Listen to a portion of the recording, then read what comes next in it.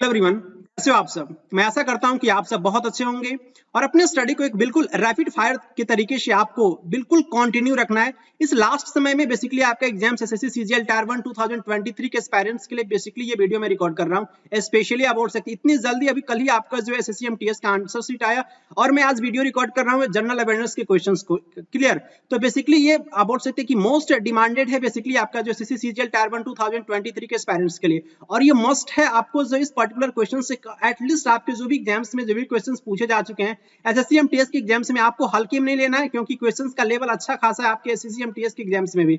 Directly questions आपको देखने को मिल सकते हैं एसएससी सीजीएल टायर 1 2023 के एग्जाम्स में। अगर डायरेक्टली देखने को नहीं मिले क्वेश्चंस तो आप बोल सकते हैं कि टॉपिक रिपीट होता हुआ नजर आपको आएगा एग्जाम हॉल में। क्लियर। तो बेसिकली उसी पॉइंट्स को ध्यान में रख करके मैं आपके साथ कुछ इंपॉर्टेंट क्वेश्चंस का एक सीरीज लेकर के आ रहा हूं। एसएससी एमटीएस जो भी अभी रिसेंट एग्जाम हुआ है उसी के क्वेश्चंस को आज की इस पर्टिकुलर वीडियो में मैं आपके साथ डिस्कस करूंगा। ये आप फर्स्ट सेट बोल सकते हैं 25 क्वेश्चंस का, और उसके जो भी क्वेश्चंस पूछे गए मैं आपके साथ में आपको बैकग्राउंड में कुछ इंफॉर्मेशन भी बताऊंगा और ज्यादा डिटेल में मैं क्वेश्चंस को डिस्कस नहीं करूंगा। अगर आपको बहुत डिटेल एक्सप्लेनेशन देखनी है तो ऑलरेडी मैं आपके साथ एसएससी सीजीएल टायर 1 2022 के बेसिकली जो मैं 20 सेट्स में काफी डिटेल में मैं डिस्कस कराया हूं। आप अगर एसएससी सीजीएल टायर 1 2023 के एस्पायरेंट्स हैं तो अभी भी आपके पास टाइम है, आप उस 20 सेट्स को बहुत अच्छे से एंजॉय कर सकते हैं। काफी डिटेल में मैं क्वेश्चंस को डिस्कस किया है बैकग्राउंड के साथ, सोर्स भी मैंने बताया उस पर्टिकुलर वीडियो में, तो आप उस पर्टिकुलर वीडियो को एंजॉय कर सकते हैं। इसी चैनल पे आपको वीडियो को वो देखने को मिल जाएगा। प्लेलिस्ट को आप चेक करेंगे तो उसमें मैंने जो है 20 क्वेश्चंस बोल सकते हैं कि 20 सेट्स में अपलोड किया हूं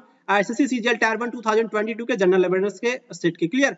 तो बेसिकली ये थोड़ा सा आपका बैकग्राउंड इन्फॉर्मेशन मुझे देना मस्ट था, क्योंकि अभी रिसेंट आपका एसएससी एमटीएस का एग्जाम हुआ है। क्लियर। तो उसी के पर्टिकुलर सेट्स को मैं आपके साथ डिस्कस करूंगा। तो शुरू करते हैं फिर आज का इंपॉर्टेंट वीडियो। बेसिकली अगर वीडियो आपको पसंद है तो प्लीज वीडियो को लाइक कीजिएगा और अपने फ्रेंड्स के भी साथ शेयर कीजिएगा। और ज्यादा मैं कुछ कहने वाला नहीं हूं, वो आप समझ सकते हैं कि आपकी क्या रिस्पॉन्सिबिलिटी होती है। क्लियर। फर्स्ट क्वेश्चन आपकी स्क्रीन के सामने है। बेसिकली आपसे पूछा गया था कि ये 25% बेसिकली आपका लैंड रेवेन्यू जो बेसिकली मराठास के द्वारा कलेक्ट किया जाता था दक्कन में, तो बेसिकली जो है उसे हम किस नाम से जानते थे। 25% पे आपको फोकस करना है और ये डायरेक्टली मैं अभी सोर्स भी बताऊंगा कि इस पर्टिकुलर सोर्स से आपके एग्जाम्स में क्वेश्चंस पूछा गया था, तो उसे हम किसके नाम से जानते थे। उस पर्टिकुलर बोल सकते हैं कि लैंड रेवेन्यू जो आपका कलेक्ट किया जाता था भोगा के नाम से या फिर सरदेशमुखी या फिर सौथ या फिर भागा के नाम से। तो याद रखिए उसे हम किसके नाम से जानते थे, सौथ के नाम से जानते थे। आप इस इमेज पे फोकस कीजिए, ये मैंने एनसीईआरटी बुक का ही कट किया, यहाँ पे मैं आपके साथ डिस्कस कर रहा हूँ। 25% बेसिकली जो आपका साउथ जो है वो बेसिकली आपका ये लैंड रेवेन्यू जो आपका क्लेम किया जाता था जमींदार के द्वारा, और ये दक्कन रीजन में और ये मराठास के द्वारा बेसिकली ये कलेक्ट किया जाता था। क्लियर। सरदेशमुखी के बारे में भी आपसे पूछा जा सकता है। 9 to 10% बेसिकली आपका लैंड रेवेन्यू जो है बेसिकली पे करना होता था। बोल सकते हैं कि जो भी आपके जो कलेक्टर होते थे हेड रेवेन्यू, उसको जो आपको बेसिकली जो है वो देना होता था 9 to 10%। क्लियर। लैंड रेवेन्यू देना पड़ता था, और ये बेसिकली आपको याद रखना दक्कन सल्तनत में, क्योंकि आप ऑप्शन में आपके जो सरदेशमुखी था तो सरदेशमुखी के बारे में ये इंपॉर्टेंट पॉइंट आप याद रखेंगे। नेक्स्ट क्वेश्चन आपसे पूछा गया इस पर्टिकुलर शिफ्ट में, रेस ऑफ माई लाइफ, ये बोल सकते हैं कि किस पर्टिकुलर इंडियन एथलीट की जो बायोग्राफी है, ऑटोबायोग्राफी, मिल्खा सिंह या फिर युवराज सिंह या फिर सानिया मिर्जा या फिर कपिल देव। तो याद रखिए इंपॉर्टेंट आपका जो है ये आपके रेसलर हैं, आपके धावक हैं बोल सकते हैं। मिल्खा सिंह का ये आपका the race of my life biography autobiography आप बोल सकते हैं। Milkha Singh the race of my life, और ये यहाँ पे देखिए the test of my life from cricket to cancer and back, ये आपका युवराज सिंह की बायोग्राफी, क्योंकि ऑप्शन में आपका युवराज सिंह का नाम ही मेंशन था।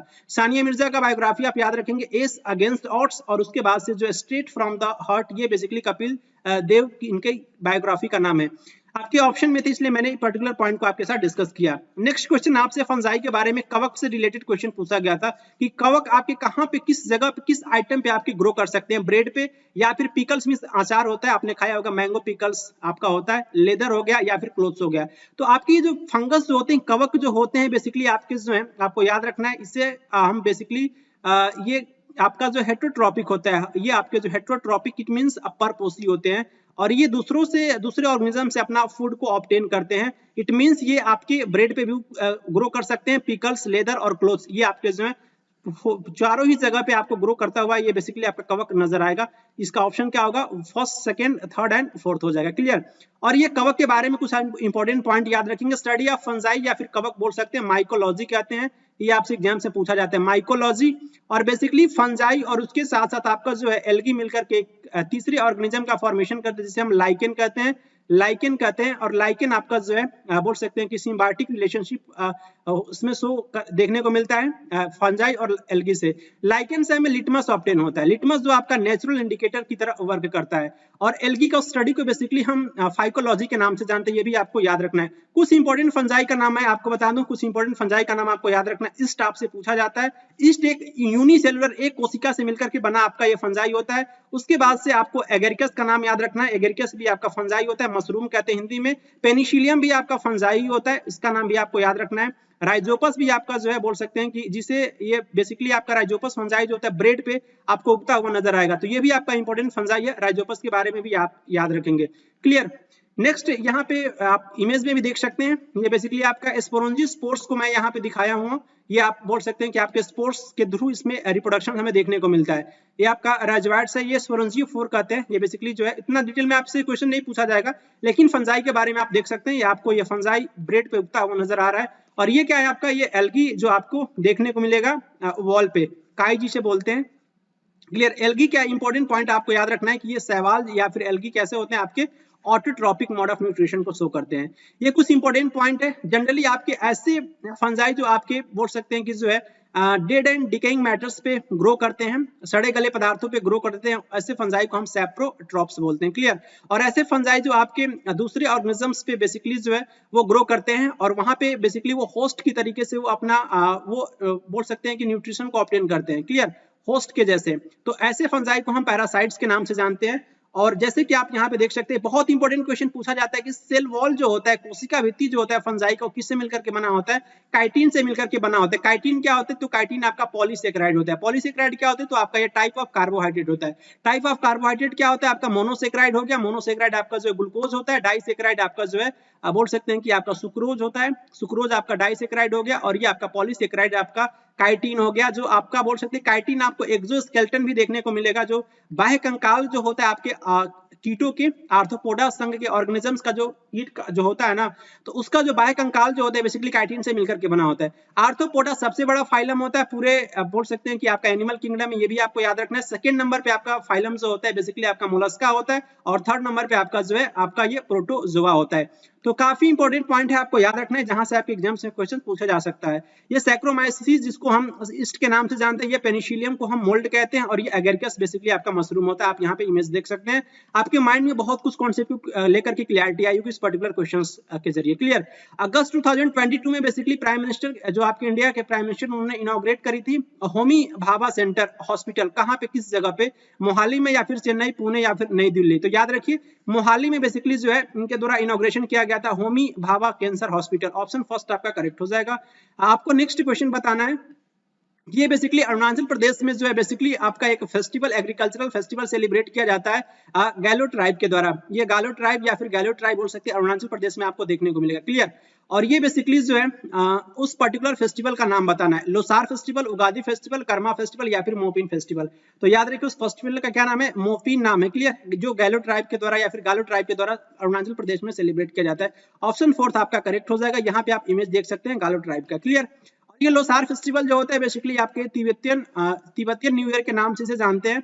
और ये आपके तिब्बतियन बुद्धिज्म का एक इंपॉर्टेंट बोल सकते हैं कि बौद्ध धर्म का, तिब्बत में जो भी आपके बौद्ध धर्म रहते हैं उनका एक इंपॉर्टेंट फेस्टिवल होता है। क्लियर। उगादी फेस्टिवल आंध्र प्रदेश में देखने को मिलता है। कर्मा या फिर करम बोल सकते हैं कि एक हार्वेस्ट फेस्टिवल होता है, वो सेलिब्रेट किया जाता है झारखंड, वेस्ट बंगाल, बिहार, मध्य प्रदेश, छत्तीसगढ़, आसाम, उड़ीसा और उसके साथ साथ बांग्लादेश में भी आपको देखने को मिलेगा करम या फिर Karma festival. Clear. Mopin festival Arunachal Pradesh में गैलो ट्राइब के द्वारा सेलिब्रेट किया जाता है। नेक्स्ट क्वेश्चन आपसे पूछा गया था, करंट अफेयर से क्वेश्चन था जिनजियांग रीजन के बारे में। बेसिकली वहां पे जो है ये न्यूज में था ये पर्टिकुलर प्लेस। तो वहां पे क्या देखने को मिला था, कोलैप्स देखने को मिला था गोल्ड माइन में। ये आपका पर्टिकुलर जो आपका रीजन जो है जिनजियांग रीजन जो है किस कंट्री का एक इंपॉर्टेंट लोकेशन आप बोल सकते हैं, रीजन बोल सकते हैं। साउथ कोरिया में, नॉर्थ कोरिया में, जापान में, चाइना में। तो याद रखिए ये जो आपका रीजन जो आपको देखने को मिलेगा, कहाँ पे देखने को मिलेगा, चाइना में देखने को मिलेगा। ऑप्शन फोर्थ आपका करेक्ट हो जाएगा। आप इस पर्टिकुलर इमेज में देखिए चाइना को मैप में यहाँ पे दिखाया गया है। इस पर्टिकुलर मैप में मंगोलिया आप देख सकते हैं, रसिया और उसके साथ साथ मंगोलिया के बीच में आपको रसिया और चाइना के बीच में एक इंपॉर्टेंट कंट्री लोकेटेड है मंगोलिया। क्लियर। यहाँ पे नॉर्थ कोरिया देख सकते हैं, साउथ कोरिया देख सकते हैं, जापान देख सकते हैं, ताइवान देख सकते हैं, फिलीपींस देख सकते हैं। ये आपका साउथ चाइना सी हो गया, ये आपका बे ऑफ बंगाल हो गया। क्लियर। और यहाँ पे आप बोल सकते हैं कि आपका इंडिया और इंडिया के जो भी आपके नेबर कंट्री, नेपाल देख सकते हैं, भूटान देख सकते हैं, बांग्लादेश, म्यांमार हो गए, ये आपके चारों इंपॉर्टेंट आपके जो है ये बोल सकते हैं कि इंडिया के नेबर कंट्री है, क्लियर, नेबरिंग कंट्री है, क्लियर। और ये कजाकिस्तान देख सकते हैं, किर्गिस्तान देख सकते हैं। तो ये इंपॉर्टेंट मैप के जरिए कुछ इंपॉर्टेंट पॉइंट्स को आप अपने माइंड में रखेंगे। मैं बहुत ही रैपिड फायर की तरह क्वेश्चंस आपके साथ डिस्कस कर रहा हूं, इसलिए आपको बहुत पेशेंस के साथ इस पर्टिकुलर वीडियो सीरीज को बेसिकली आपको एंजॉय करना है, क्लियर। मूव करेंगे फिर नेक्स्ट क्वेश्चन की तरफ। गैर डांस के बारे में बेसिकली जो है आपसे क्वेश्चन पूछा गया था, ये परफॉर्म किया जाता है किस कम्युनिटी के द्वारा, ये बेसिकली राजस्थान किस कम्युनिटी के द्वारा सेलिब्रेट किया जाता है, भील ट्राइब के द्वारा या फिर गोंड या फिर जाट या फिर गुज्जर। तो याद रखिए गुज्जर तो बेसिकली आपको जम्मू एंड कश्मीर में देखने को मिलेगा, तो ये तो आपका वैसे ही इनकरेक्ट हो जाएगा, क्लियर। तो ये बेसिकली गैर डांस जो होता है, गैर डांस जो आपका भील ट्राइब के द्वारा जो है परफॉर्म किया जाता है राजस्थान में। नेक्स्ट क्वेश्चन आपसे पूछा गया था, ऐसे अपराध जिनके लिए पुलिस न्यायालय के आदेश के बिना किसी व्यक्ति को गिरफ्तार कर सकती है, उसे हम किस टाइप के अपराध बोलते हैं? कॉग्निजेबल ऑफेंस, डिटेंशन ऑफेंस या फिर नॉन कॉग्निजेबल ऑफेंस या फिर क्रॉस ऑफेंसेस। तो याद रखिए उसे हम कॉग्निजेबल ऑफेंस के नाम से जानते हैं। ऑप्शन आपका जो है फर्स्ट करेक्ट हो जाएगा। स्कीमोस बोल सकते हैं कि लोग होते हैं, और ये पर्टिकुलर जो आपकी जो टाइप के जो लोग होते हैं वो आपके किस रीजन में देखने को मिलते हैं, आपसे क्वेश्चन पूछा गया। एरिड रीजन में, पोलर या फिर सावाना या फिर ट्रॉपिकल रेन फॉरेस्ट रीजन में। तो याद रखिए आपको ये स्कीम्यूज जो लोग होते हैं, आप यहाँ पे इमेज में देख सकते हैं, आपको बर्फ नजर आ रहा होगा। तो ये जो बेसिकली बर्फीली जगहों पे ये रहते हैं आपके इस टाइप के ट्राइब्स या फिर लोग बोल सकते हो, तो ये बेसिकली आपको पोलर रीजन में देखने को मिलेगा, क्लियर। ऑप्शन 2 सेकंड आपका करेक्ट हो जाएगा। यहाँ पे देखिए वर्ल्ड मैप है, वर्ल्ड मैप में आपके जो भी कॉन्टिनेंट है मैं आपको दिखा दूं, ये आपका एशिया कॉन्टिनेंट है, देन आफ्टर आपको देखने को मिलेगा एशिया, देन आपका यूरोप, देन आपका ये अफ्रीका, देन आपका ये नॉर्थ अमेरिका, देन आपका ये साउथ अमेरिका, और उसके बाद से आपको ऊपर देखने को मिलेगा बेसिकली जो है आर्कटिक रीजन, और ये नेक्स्ट आपको नीचे देखने को मिलेगा अंटार्कटिक रीजन। आर्कटिक सॉरी ये आपका आर्कटिक रीजन है और ये आपका अंटार्कटिक रीजन है, क्लियर। तो ये आपको इंपॉर्टेंट पॉइंट याद रखना है। और इसी पोलर रीजन पे बेसिकली पोलर रीजन आपका जो पोल की तरफ होता है, क्लियर। आर्कटिक या फिर अंटार्कटिक रीजन में आप बोल सकते हैं, आपको ये पर्टिकुलर ट्राइब्स या फिर लोग देखने को मिलेंगे एस्किमोस, क्लियर। ये आप लोगों का एक बोल सकते हैं कि एक टाइप होता है एस्किमोस, यहाँ पे इमेज देख सकते हैं आप, क्लियर। नेक्स्ट क्वेश्चन आपसे पूछा गया था, बेसिकली बहुत इंपॉर्टेंट क्वेश्चन, इसका सोर्स भी बताऊंगा कि पर्टिकुलर क्वेश्चन कहां से पूछा गया था। अशोका इंस्क्रिप्शन जो है बेसिकली हमें देखने को मिलता है, इसके द्वारा जो आपका कौन सा जो आपका पर्टिकुलर जो प्रोविंस जो आपका जो है मगध एम्पायर का जो है नहीं था, मगध एम्पायर का नहीं था, इस पर्टिकुलर पॉइंट पे फोकस करना है आपको।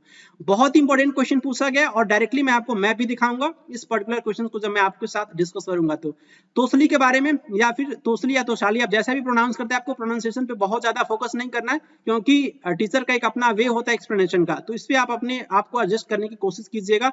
उज्जैनी या फिर तक्षशिला या फिर इंद्रप्रस्थ, तो याद रखिए बेसिकली तक्षशिला, उज्जैन, और ये आपका जो है तोशाली या फिर तोसली आपका जो है पार्ट था, आप बोल सकते हैं कि आपका प्रोविंशियल सेंटर था मगध एम्पायर का, लेकिन इंद्रप्रस्थ नहीं था। इसका आंसर आपका फोर्थ हो जाएगा।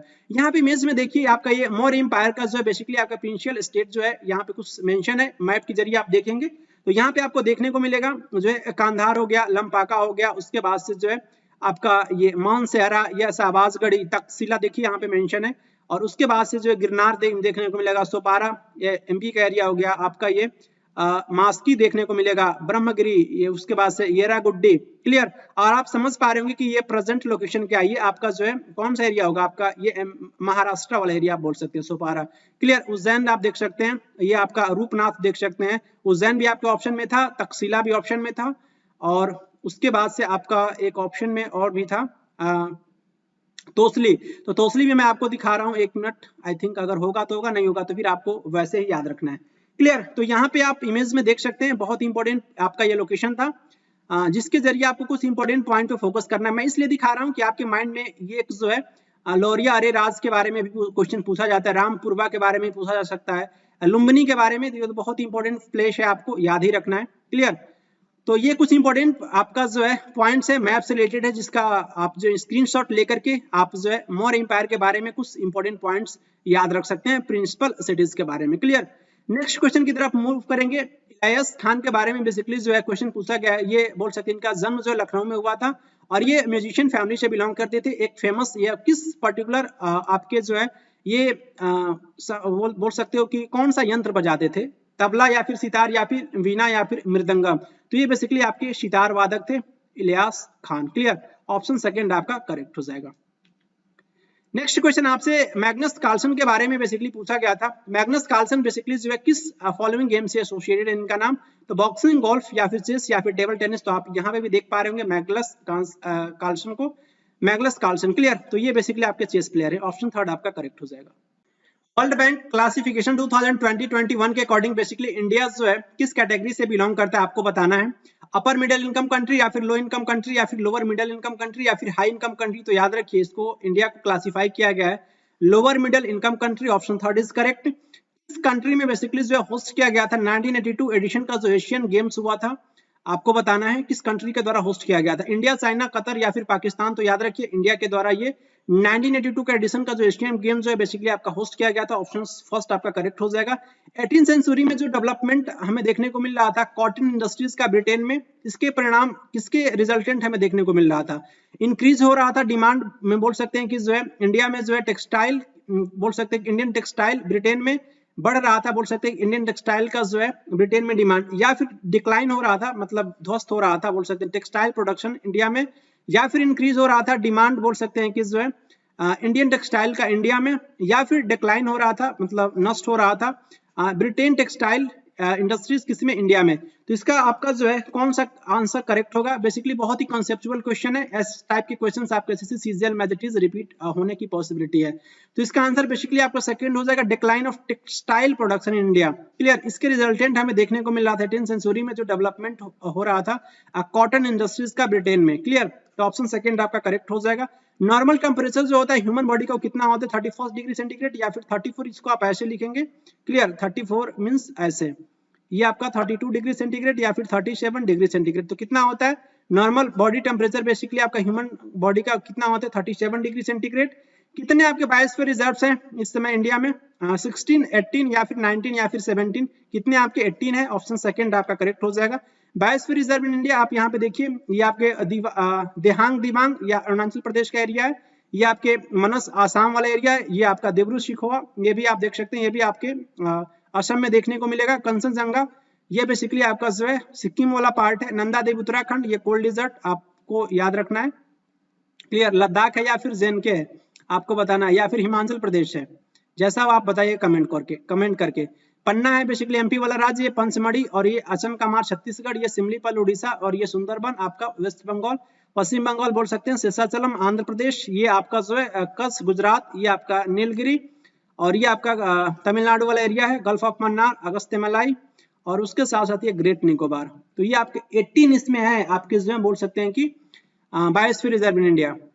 Next question basically Khajuraho temple से रिलेटेड पूछा गया था, इसको किसने बनवाया था, या फिर किस बोल सकते हैं कि जो है राजवंश के दौरान इस पर्टिकुलर टेम्पल को बना था, ऐसा बोलेंगे। मौर्य डायनेस्टी या फिर चंदेल डायनेस्टी या फिर नंद डायनेस्टी या फिर विजयालय डायनेस्टी।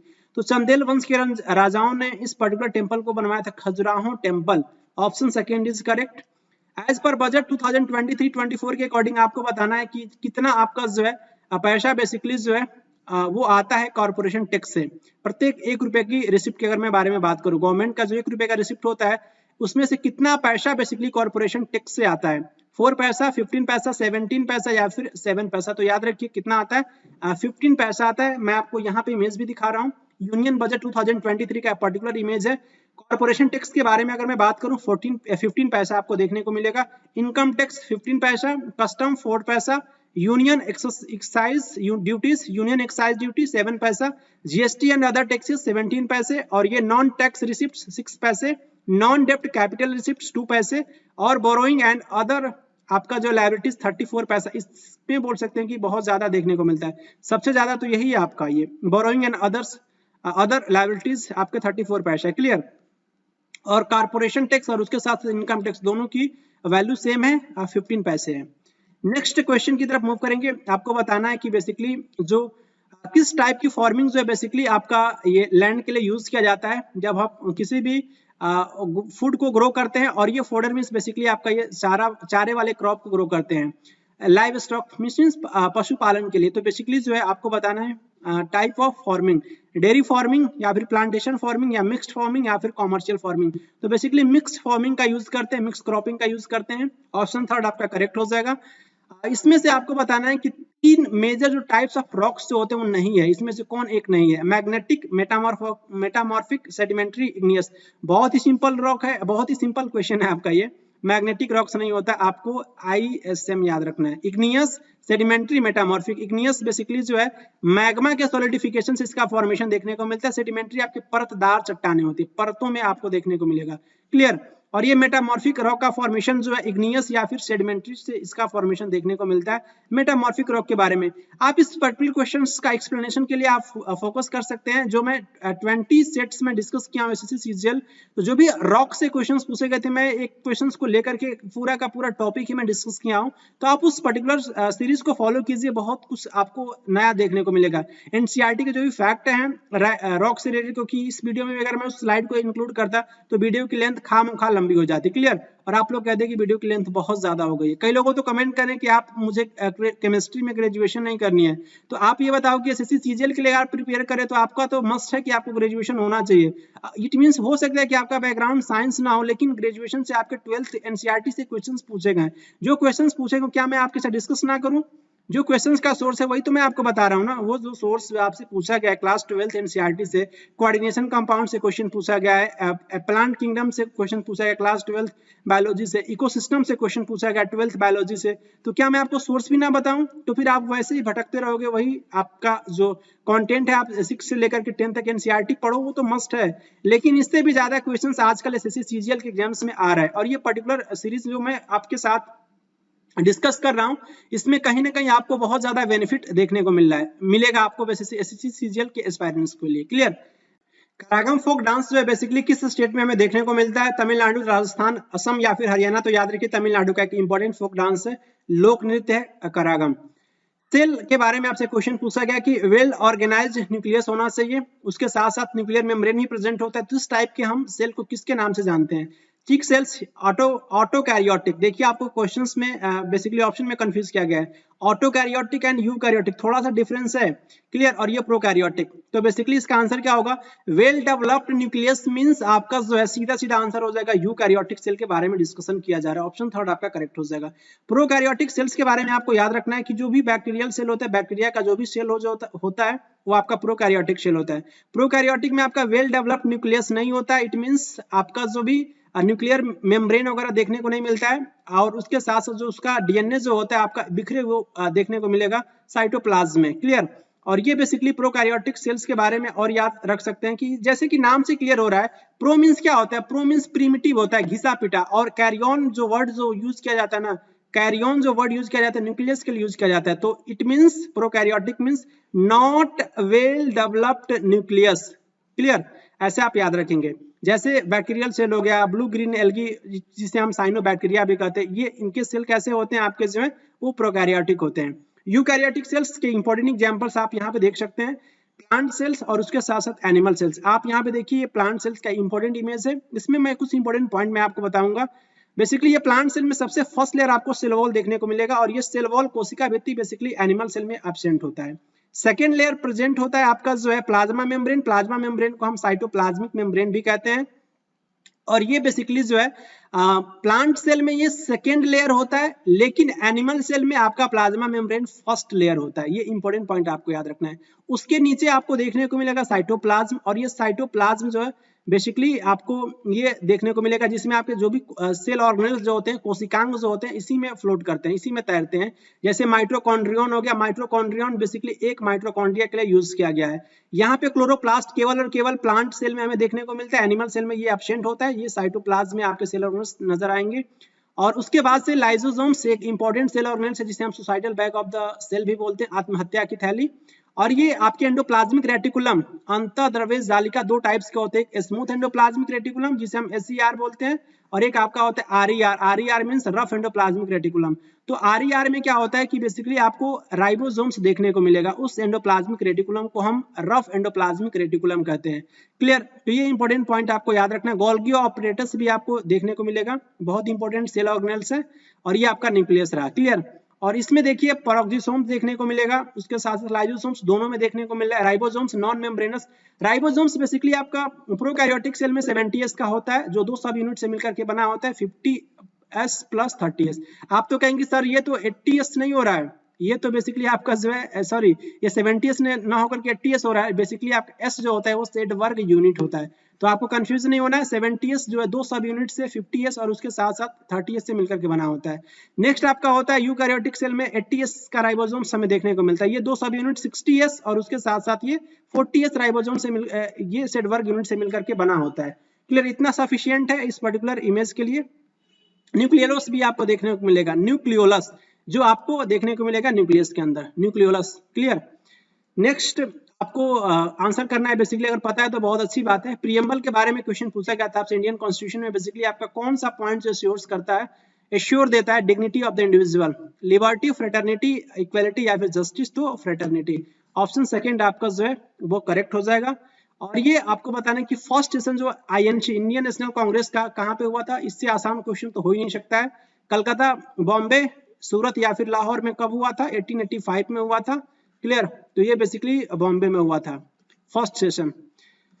नेक्स्ट जो है इसी के साथ आप बोल सकते हैं कि आपका जो SSC CGL tyre basically aspirants के लिए इंपॉर्टेंट वीडियो है, लेकिन जो मैं सेट डिस्कस कर रहा हूँ वो आपका एमटीएस का सेट है। एमटीएस जो अभी रिसेंट आपका एग्जाम हुआ है सेकेंड बोल सकते हैं कि मई का 2023। क्लियर, तो ये आपका पर्टिकुलर शिफ्ट में जो भी आपके 25 क्वेश्चंस पूछे गए थे, आप बोल सकते हैं कि सीजीएल के एस्पायरेंट्स के लिए ये इंपॉर्टेंट वीडियो बहुत ज्यादा है। ये वीडियो बहुत ज्यादा इंपॉर्टेंट है क्योंकि आप ये एक्सपेक्ट करेंगे कि आपके क्वेश्चंस इस पर्टिकुलर एसएससी एमटीएस के एग्जाम से भी आपके क्वेश्चंस रिपीट होने की पॉसिबिलिटी। आप इस एग्जाम्स को हल्के में बिल्कुल मत लीजिएगा, क्वेश्चंस आपको देखने को मिल सकते हैं। क्लियर, तो मिलेंगे आपसे नेक्स्ट वीडियो में। तब तक के लिए इस पर्टिकुलर सीरीज को एंजॉय कीजिएगा, जो भी कंटेंट मैं आपके साथ डिलीवर कर रहा हूँ इसका फीडबैक आप जरूर दीजिएगा। मिलेंगे आपसे नेक्स्ट वीडियो में, तब तक के लिए खुश रहें, प्रसन्न रहें। Thank you very much.